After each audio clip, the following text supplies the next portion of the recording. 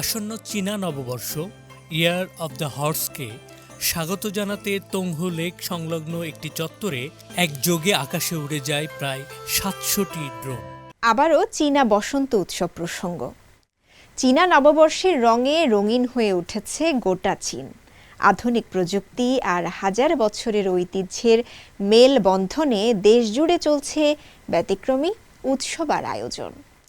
Zhejiang প্রদেশের প্রাচীন নগরী ফিংহু থেকে শুরু করে উত্তর পূর্ব চীনের হেইলংচিয়াং সবখানেই স্প্রিং ফেস্টিভ্যালকে ঘিরে আলোর ঝলকানি, সংস্কৃতির ছোঁয়া আর বিদেশি পর্যটকদের পদচারণায় মুখর দেশটির বিভিন্ন অঞ্চল।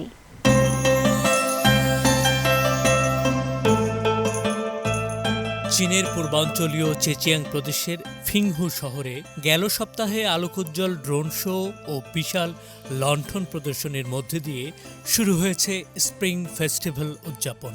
আসন্ন চীনা নববর্ষ ইয়ার অব দ্য হর্সকে স্বাগত জানাতে তংহু লেক সংলগ্ন একটি চত্বরে একযোগে আকাশে উড়ে যায় প্রায় ৭০০টি ড্রোন।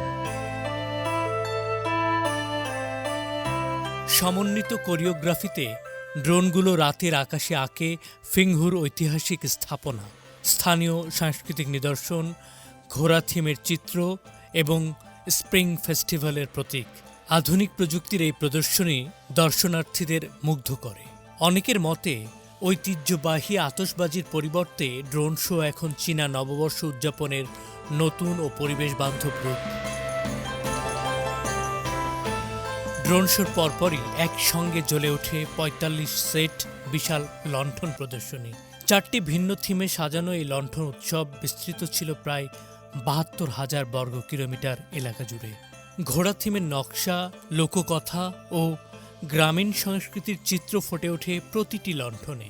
স্থানীয় বাসিন্দারা বলছেন, এই আলোকসজ্জা শুধু চোখ ধাঁধানো নয়, বরং চীনা সংস্কৃতির গভীরতাকেও তুলে ধরছে। উদ্বোধনী দিনে লণ্ঠন ও ড্রোন শোর পাশাপাশি ছিল ঐতিহ্যবাহী সিংহ নৃত্য, অ্যাক্রোব্যাটিক্স পারফরমেন্স সহ নানা সাংস্কৃতিক পরিবেশনা। আয়োজকরা জানিয়েছেন, মার্চের ২২ তারিখ পর্যন্ত প্রতিদিন বিকেল ৫:৩০টার দিকে এমন প্রায় ২০টি সাংস্কৃতিক পরিবেশনা মঞ্চস্থ হবে। এদিকে চীনের উত্তর পূর্বাঞ্চলীয় হেলংচিয়াং প্রদেশের বাওচিং স্কি টাউনে স্প্রিং ফেস্টিভ্যালের আমেজ ছড়িয়ে পড়েছে ভিন্ন এক রুমে।